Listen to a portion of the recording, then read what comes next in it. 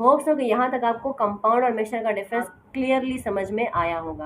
अब हम अपने मिक्सचर की तरफ चलते हैं। मिक्सचर में हमारा एक थोड़ा सा टॉपिक रहता है, हम उसको एक्सप्लेन करते हैं, ठीक है। मिक्सचर में क्या है, मिक्सचर ऑफ टू टाइप। अब जैसे मैंने आपको बताया कि मिक्सचर क्या है, दो या दो से ज़्यादा एलिमेंट्स आपने कंबाइन कर दिए फिजिकल मेथड से, तो आपका मिक्सचर तैयार हो गया। अब ये जो मिक्सचर बना, तो मिक्सचर भी दो तरह से बनता है, एक होमोजीनियस और एक हेट्रोजीनियस। देखिए साइंस में होमो और हेट्रो का वर्ड जहाँ पर भी इस्तेमाल होता है, इसका मतलब होता है, होमो का मतलब होता है सेम और हेट्रो का मतलब होता है डिफरेंट, ठीक है। ये टर्म्स आपकी जहाँ पर भी आएंगी दैट मीन्स वहाँ पर सेम और डिफरेंट चीज़ों की बात हो रही है। तो यहाँ पर क्योंकि हम मिक्सचर की बात करें तो इसीलिए यहाँ पे होमोजीनियस टर्म है और हेट्रोजीनियस टर्म है। होमो और हेट्रो का मतलब हर जगह सेम रहता है, आगे टर्म कुछ भी लगी हो, बट आपको होमो और हेट्रो का मतलब पता होना चाहिए कि होमो का मतलब क्या होता है सेम और हेट्रो का मतलब क्या होता है डिफरेंट। अब अगर हम होमोजीनियस मिक्सचर की बात कर रहे हैं तो होमोजीनियस मिक्सचर का क्या मतलब है, सब्सटेंस इवनली यानी इक्वली डिस्ट्रीब्यूटेड इन मिक्सचर, यानी एक ऐसा मिक्सचर जिसमें आपने दो या दो से ज़्यादा एलिमेंट्स कंबाइन तो किए लेकिन वो तमाम बराबर बराबर डिस्ट्रीब्यूट हुए हुए, एक ही तरह से डिस्ट्रीब्यूट हुए हुए पूरे मिक्सचर के अंदर, तो हमारा ये मिक्सचर कहलाएगा होमोजीनियस मिक्सचर, ठीक है। अब इसी का रिवर्स कर दो, इसी का उल्टा कर दो, यानी ऐसा मिक्सचर जिसमें जो चीज़ें आपने कंबाइन की इक्वल डिस्ट्रीब्यूट नहीं हुए पूरे मिक्सचर में, कोई भी इधर उधर इरेगुलर मैनर में डिस्ट्रीब्यूट हुए हैं, तो वो क्या कहलाएगा हमारा हेट्रोजीनियस मिक्सचर, जैसे कि मैंने यहाँ पे बनाया हुआ है, ठीक है।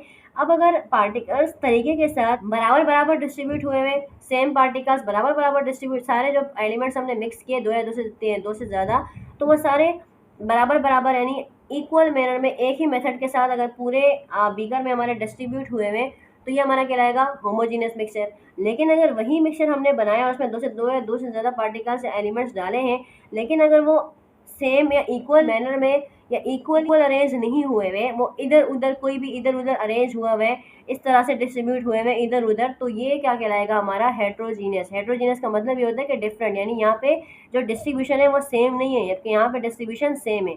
तो अगर हम पार्टिकल्स की डिस्ट्रीब्यूशन के तकसीम की उनके एडजस्ट होने की बात करें, तो होमोजीनियस मिक्सचर में पार्टिकल सेम तरह से एडजस्ट हुए हुए होते हैं, जबकि हेट्रोजीनियस में क्या होता है, डिफरेंट वे में एडजस्ट होते हैं, हर कोई अपनी तरह से एडजस्ट होता है, ठीक है। अब इसको हम थोड़ा सा एग्जाम्पल समझ लेते हैं।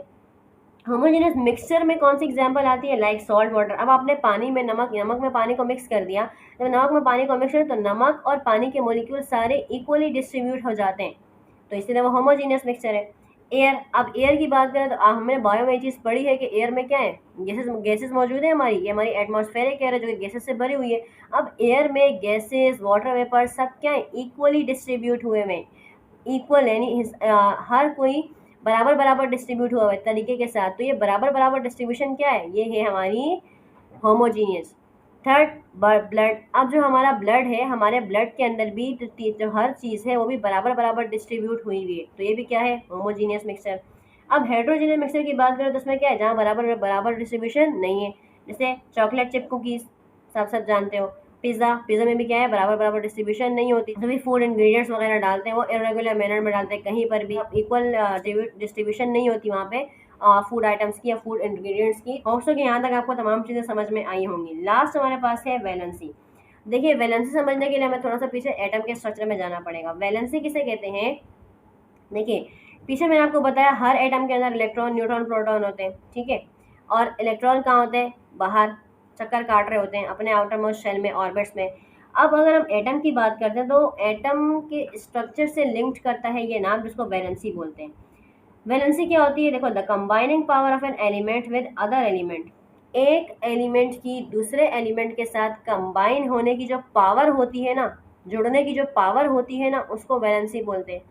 या आम लफ्ज़ों में बिल्कुल सिंपल अगर मैं आपको इसकी डेफिनेशन बताऊं तो वो क्या है, the number of electrons required to complete its outer shell. किसी भी एलिमेंट को अपना आउटर मोस्ट शेल मुकम्मल करने के लिए जो इलेक्ट्रॉन्स चाहिए होते हैं ना, वो उसकी वैलेंसी कहलाती है। अब आउटर मोस्ट शेल क्या होता है, वैलेंस शेल क्या होता है, आउटर मोस्ट शेल को ही वैलेंस शेल बोलते हैं। अब ये तमाम चीज़ें क्या होती हैं, तो ये जब हम एटम का स्ट्रक्चर पढ़ेंगे ना तो उसमें आपको ये चीज़ें एक्सप्लेन करूँगी। यहाँ मैं थोड़ा सा बता देती हूँ। देखिए मिसाल के तौर पर अब हमारे पास एक हाइड्रोजन है, ठीक है, अगर हम हाइड्रोजन का के एटम का स्ट्रक्चर बनाते हैं, ये हमारे पास हाइड्रोजन है, ठीक है। अब और ये हमारे पास उसका शेल है, हमें पता है ये न्यूक्लियस है और ये उसका शेल है जो कि पहला शेल है, ठीक है। अब हाइड्रोजन का एटॉमिक नंबर और एटॉमिक मास यानी उसमें number of proton number of electron एक ही होता है, सही है। तो हमारे पास उसका नंबर ऑफ इलेक्ट्रॉन और नंबर ऑफ प्रोटॉन क्या है, 1, सही है।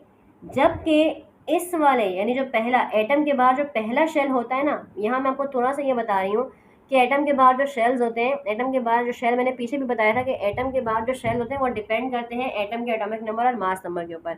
जितना किसी एटम का एटॉमिक नंबर या मास नंबर होता है, सॉरी मास नंबर होता है, उसके हिसाब से उसके शेल्स की तादाद होती है एटम के न्यूक्लियस के बाहर।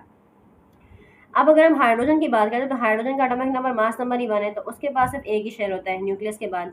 अब हर शेल की भी अपनी एक गुंजाइश है इलेक्ट्रॉन्स को फिल करने की, ठीक है। पहले शेल में जो इलेक्ट्रॉन्स की गुंजाइश है वो होती है 2, पहले शेल में मैक्सिमम 2 इलेक्ट्रॉन आ सकते हैं, लेकिन हाइड्रोजन के पास कितने होते हैं, 1। अब ये जो हर एटम का जो आखिरी शेल होता है ना, जिसमें उसके इलेक्ट्रॉन्स खत्म हो रहे होते हैं फिल होने के बाद, वो उसका आउटर मोस्ट शेल कहलाता है या वैलेंस शेल कहलाता है। और उस शेल को भरने के लिए मजीद जितने इलेक्ट्रॉन्स चाहिए होते हैं, देखिए हर जिस तरह से हम हर इंसान, हर जानदार चाहता है ना कि वो स्टेबल रहकर ज़िंदगी गुजारे, इस तरह एलिमेंट्स, केमिस्ट्री में एलिमेंट्स भी स्टेबिलिटी के लिए लड़ाइयाँ करते रहते हैं, हर दूसरे एटम के साथ कंबाइन होते रहते हैं, बॉन्डिंग करते रहते हैं। तो अब हाइड्रोजन का भी जो आखिरी शेल है, जो पहला शेल है और पहला ही आखिरी शेल है, उसमें मैक्सिमम जो इलेक्ट्रॉन्स की गुंजाइश है ना वो 2 है, ठीक है। अब उसके पास कितने हैं, 1। अब वो जो उसके पास उसको चाहिए ना अपना आउटर मोस्ट शेल फिल करने के लिए, वो उसकी वैलेंसी है, क्या है, वैलेंसी। और इसी हिसाब से कोई भी जितने किसी भी एटम के पास वैलेंसी होगी जितनी उतनी उसकी कंबाइनिंग पावर होगी दूसरे एलिमेंट के साथ। समझ में आ रही है बात। तो देखिए अब यहाँ पर इसको 1 इलेक्ट्रॉन चाहिए अपना आउटर मोस्ट शेल कंप्लीट करने के लिए, तो वो जो 1 इलेक्ट्रॉन चाहिए ना वो इसकी वैलेंसी है। लेकिन देखिए मैंने यहाँ पर एक और बात लिखी है, तो इसीलिए मैंने यहाँ इसकी डेफिनेशन लिखी, the number of electrons required to complete its outer shell, कि वो इलेक्ट्रॉन जो किसी भी एटम को अपना आउटर शेल मुकम्मल करने के लिए चाहिए वो उसकी क्या कहलाती है, वैलेंसी कहलाती है। और जितने नंबर ऑफ इलेक्ट्रॉन्स चाहिए होंगे उतनी ज़्यादा उसकी कंबाइनिंग पावर होगी। इसकी डेफिनेशन के हवाले से भी अगर मैं बताऊँ तो देखिए it depends upon the number of electron, वही मैंने जैसे ऊपर बात की कि जितने नंबर ऑफ इलेक्ट्रॉन होंगे उसके हिसाब से उसकी कंबाइनिंग पावर होगी। तो वैलेंसी नंबर ऑफ इलेक्ट्रॉन्स पर डिपेंड करती है जो आउटर मोस्ट शेल में है, यानी कि वैलेंस शेल में है, आउटर मोस्ट शेल को ही वैलेंस शेल बोलते हैं, ठीक है। अब फोर्थ बात क्या है, it is the number of electron gain loss share by atom. अब जो वैलेंसी है ना, कोई भी एटम अपनी जो वैलेंसी पूरी करता है ना, अब उसमें वो इलेक्ट्रॉन्स को गेन भी करता है। गेन का मतलब होता है एक्सेप्ट करना, क्या होता है, एक्सेप्ट करना, ठीक है। लूज का मतलब होता है नुकसान, दे दिया, नुकसान हो गया। यहाँ पे एक्सेप्ट मतलब गेन हो गया, ले लिया। शेयर मतलब ना तुम्हारा ना मेरा, हम दोनों का, ठीक है। तो अब जो हमारे पास वैलेंसी है ना, वैलेंसी में जो नंबर ऑफ इलेक्ट्रॉन्स, अब जो लेने देने वाला काम है, अब वो जो इलेक्ट्रॉन्स है कभी कभी वो दूसरों से इलेक्ट्रॉन्स एक्सेप्ट कर लेते हैं अपनी वैलेंस शेल को मुकम्मल करने के लिए, कभी जो उनके पास होते हैं वो उसको भी दे देते हैं, और कभी क्या करते हैं दूसरे एटम के साथ शेयरिंग वाला काम कर लेते हैं। तो वैलेंसी में जो है, वैलेंसी कंप्लीट करने के लिए एटम्स अपने इलेक्ट्रॉन्स को गेन भी करते हैं, दूसरे एलिमेंट से इलेक्ट्रॉन्स गेन भी करते हैं, दूसरे एलिमेंट्स के साथ इलेक्ट्रॉन शेयर भी करते हैं, और दूसरे एलिमेंट से इलेक्ट्रॉन को दे भी देते हैं, अपना इलेक्ट्रॉन लॉस भी कर देते हैं, ठीक है। तो वैलेंसी इसीलिए आपको जो नीचे नजर आ रहा होगा, वैलेंसी प्लस माइनस दोनों में लिखी हुई है। तो प्लस साइन आता ही तब है जब किसी ने दे दिया, और माइनस साइन तब आता है जब किसी ने ले लिया। माइनस और प्लस यहाँ पे उल्टा है, ठीक है। माइनस साइन किसी भी एटम पर तब आता है जब वो एक्स्ट्रा उतने इलेक्ट्रॉन किसी से ले लेता है। आगे जो नंबर लिखा हुआ है वो ये बताता है कि इसने इतने इलेक्ट्रॉन ले लिए, तो जब भी उस पर माइनस यानी उस पर इलेक्ट्रॉन इजाफे हो गए उसके एटम्स के अंदर। और जब किसी ने अपना इलेक्ट्रॉन दे दिए तो उस पर आता है प्लस साइन, और जितने दिए आगे नंबर लिखा होता है, ठीक है। अब इसको मैं आपको मजीद बता रही हूँ। देखिए हमारे पास जो हाइड्रोजन एटम है उसकी वैलेंसी क्या होती है, उसकी वैलेंसी -1 भी होती है और +1 भी होती है। यानी वो एक इलेक्ट्रॉन अपने शेल को मुकम्मल करने के लिए ले भी लेता है, गेन भी कर लेता है, और लो जो एक इलेक्ट्रॉन है वो भी दे देता है। यानी इसकी दो तरह की वैलेंसी होती है, -1 भी होती है, +1 भी होती है। और माइनस प्लस साइन क्यों आता है मैंने भी आपको बता दिया। कार्बन की बात करें तो देखो +4 भी होती है, +2 भी होती है।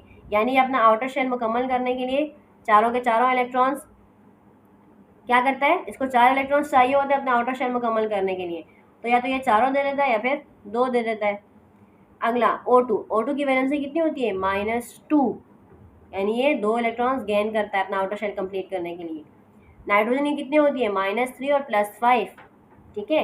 माइनस में भी वैलेंसी है, प्लस में भी वैलेंसी है, तो अपने 3 लेता है और 5 दे भी देता है। बेरिलियम की +2 है, ठीक है, यानी उसको 2 चाहिए अपना इलेक्ट्रॉन मुकम्मल करने के लिए, उन्हें वो 2 इलेक्ट्रॉन दे भी देता है। सोडियम +1, ये भी क्या करता है, अपना एक इलेक्ट्रॉन दे देता है। प्लस साइन क्यों आता है, लॉस की वजह से, दे देने की वजह से, और माइनस साइन क्यों आता है, लेने की वजह से, गेन करने की वजह से, और शेयरिंग में कोई भी साइन नहीं आता। ठीक है, वैलेंसी के टॉपिक को हम फर्दर डिस्कस करेंगे इंशाल्लाह। चैप्टर 3 जो आपका एटॉमिक स्ट्रक्चर है ना, 2 या 3 है, उसमें मजीद डिस्कस करेंगे और उसमें बाकायदा के सवालात हैं, तो हम तब वहाँ पे मजीद इस चीज़ को डिस्कस करेंगे। लेकिन अभी जितनी चीज़ें मैंने बताई हैं, इन चीज़ों को आपको माइंड में रखना है, ये बहुत बेसिक चीज़ें हैं। ठीक है, होप्स हो कि मैंने आपको यहाँ पे जितनी चीज़ें बताई हैं, जितने हमने बेसिक कॉन्सेप्ट्स पढ़े हैं, वो आपको क्लियर हो गए होंगे। फिर भी अगर आपको कोई चीज़ समझ में ना आई हो, या कोई चीज़, किसी चीज़ में परेशानी हो, या कोई कॉन्सेप्ट क्लियर ना हुआ हो, तो आप मुझसे कमेंट सेक्शन में पूछ सकते हो। ठीक है, वीडियो पसंद आई है तो वीडियो को लाइक करें, शेयर करें, चैनल को सब्सक्राइब कर दें। नेक्स्ट टॉपिक हमारा क्या होगा, अब फर्दर टॉपिक्स हमने डिस्कस करने हैं, फर्दर टॉपिक हमने स्टडी करने हैं, तो हम नेक्स्ट क्लास में नेक्स्ट टॉपिक स्टडी करेंगे। ठीक है, तो तब तक अपना बहुत सारा ख्याल रखिएगा। अल्लाह हाफिज़।